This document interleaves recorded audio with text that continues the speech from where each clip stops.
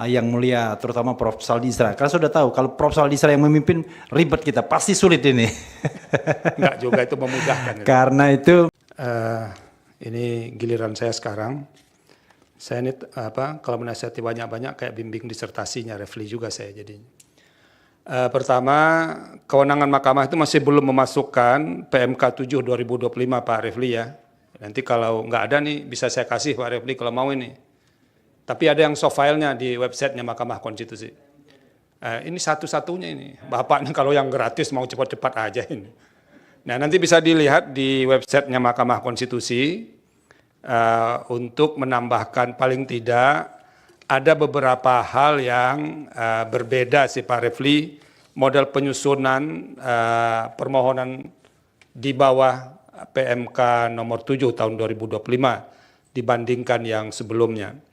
Nah itu pertama di kewenangan, di kedudukan hukum, ini yang perlu ada perombakan yang agak serius, karena belum dijelaskan siapa pemohon ini, ketiga-tiganya. Jadi harusnya dijelaskan Pak Roy Suryo itu siapa, Ibu Tifa siapa, dan segala macam. Lalu apa sih problem konstitusional yang dihadapinya berkaitan dengan norma ini? Dan itu belum jelas. Jadi, dan itu harus disertakan bukti.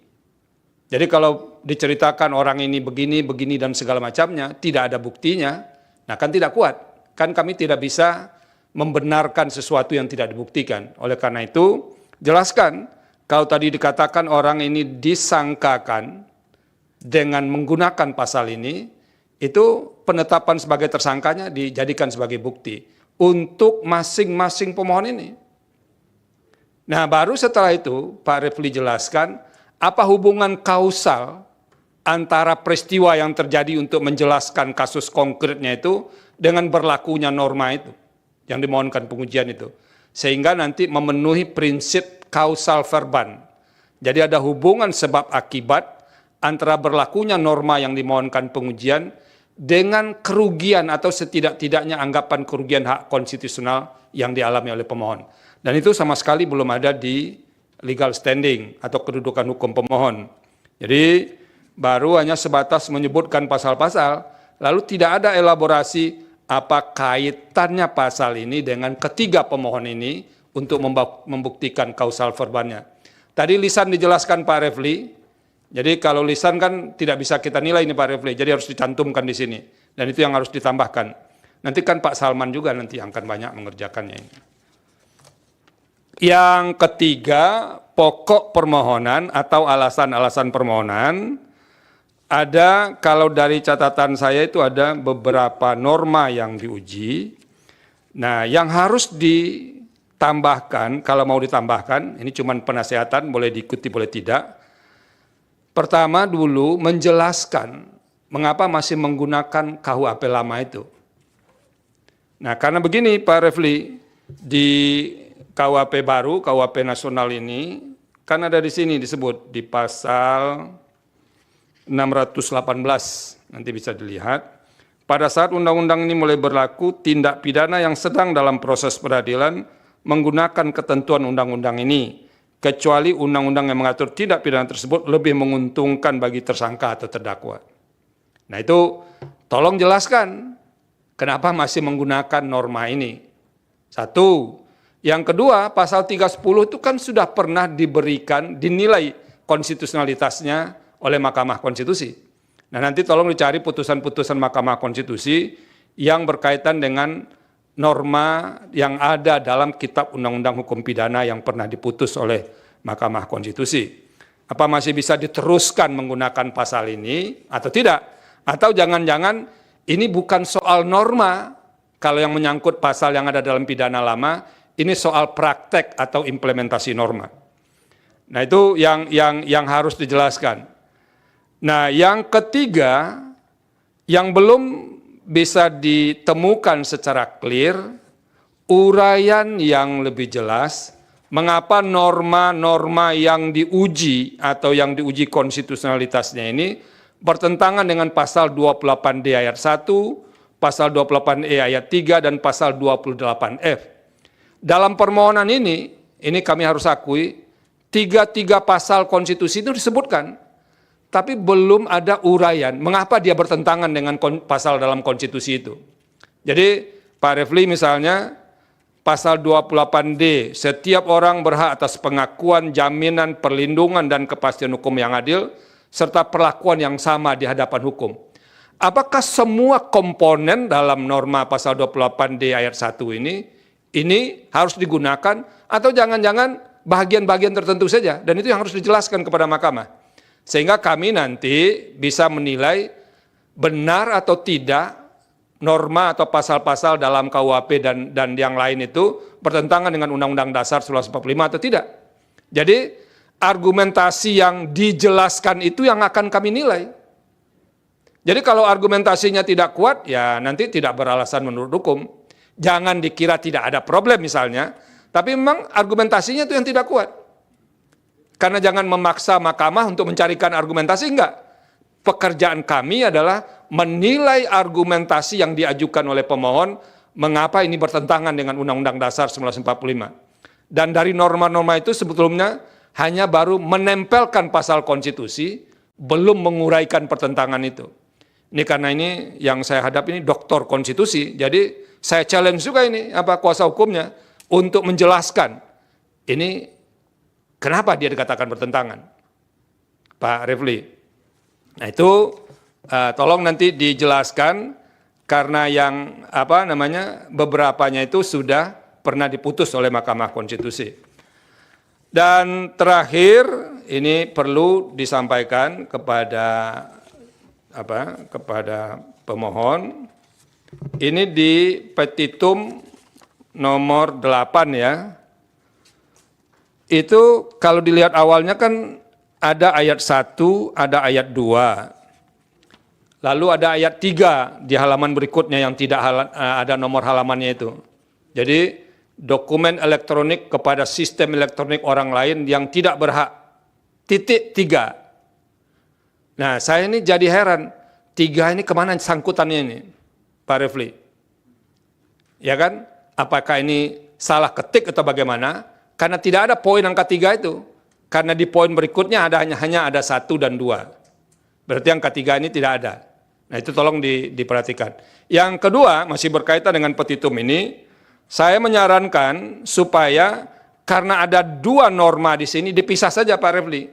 Ada pasal 32 ayat 1, kemudian di petitum berikutnya pasal 32 ayat 2. Jadi dipisah supaya nanti bisa lebih clear, jangan terjadi kekaburan dalam penyusunan petitum ini.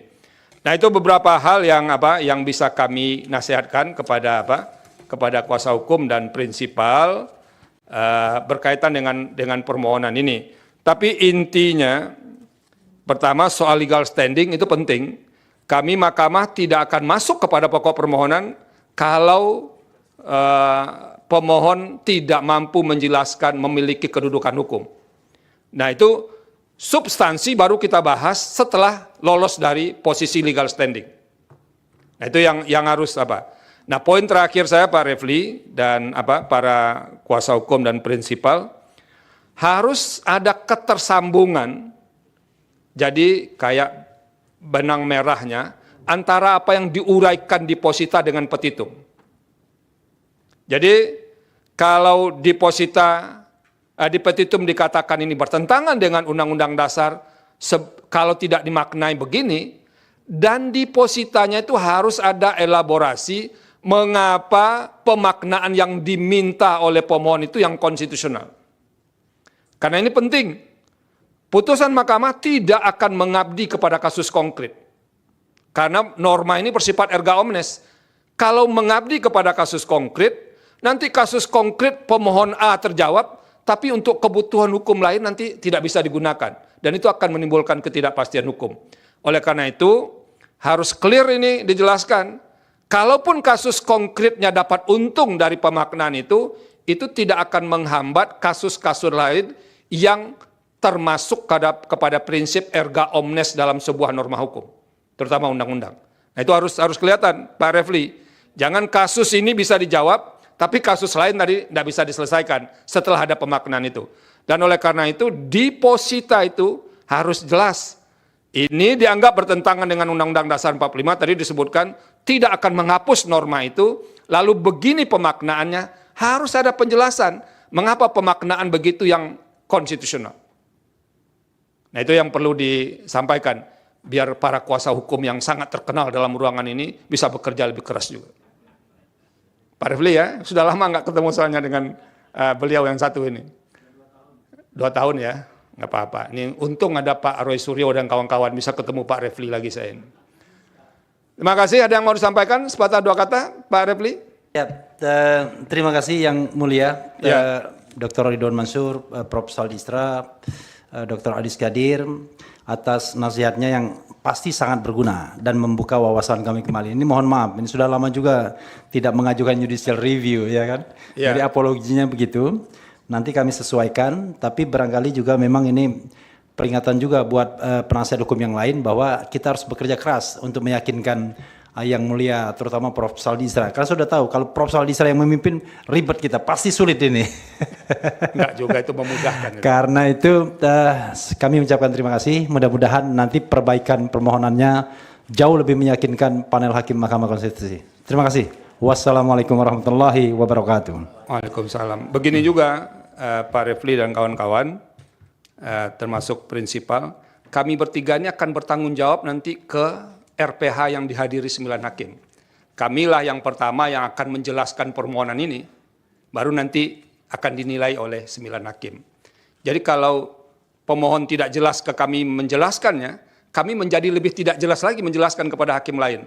Nanti dibilang kabur, sudah dikaburkan saja ini barang katanya kan. Nah gitu. Oleh karena itu beberapa nasihat. Nah terima kasih. Dengan penasihatan kami pada sidang hari ini, kuasa hukum dan prinsipal punya 3 pilihan sekarang.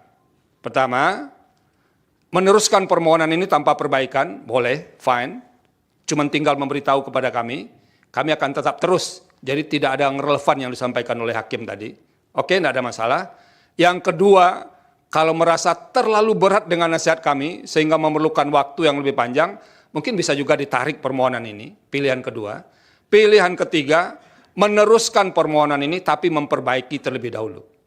Nah kalau sikap hukumnya jatuh kepada pilihan ketiga, maka menurut hukum acara, ada waktu maksimal 14 hari dari sekarang untuk memperbaiki.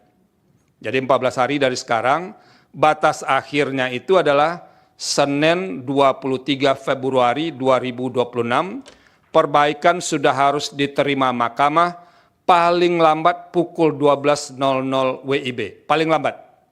Jadi kalau lewat 1 menit, maka itu kami akan gunakan permohonan awal. Nah kalau permohonan awal ini digunakan, enteng sekali ini kami, ini barang kabur ini, nah, kira-kira begitu. Nah itu batasnya, kalau bisa lebih cepat juga tidak apa-apa, nanti akan ada pemberitahuan selanjutnya, kapan sidang pendahuluan dengan agenda perbaikan permohonan. Itu terserah berpikir mana yang akan dipilih di antara 3 itu. Dan yang terakhir, tolong nanti syarat-syarat formil permohonan dilengkapi. Kalau ada kuasa hukum yang belum tanda tangan, nanti tanda tangan semua. 1, bukti-bukti. Bukti-bukti mesti memenuhi keterpenuhan syarat bukti sesuai dengan ketentuan perundang-undangan. Itu saja. Terima kasih semua atas tertibnya persidangan ini. Ini kami agak grogi juga banyak yang meliput ini. Kalau salah-salah saya bisikan tadi. Kalau salah-salah kita bisa digugat oleh orang-orang ini. Tapi paling tidak, karena yang ada di depan pegang palu kan bisa lebih kuat lah posisinya dikit dibanding yang lain. Terima kasih. Dengan demikian, sidang pendahuluan dengan agenda penyampaian pokok-pokok permohonan dan penasihatan dari majelis panel untuk permohonan nomor 50 PUU 24 Romawi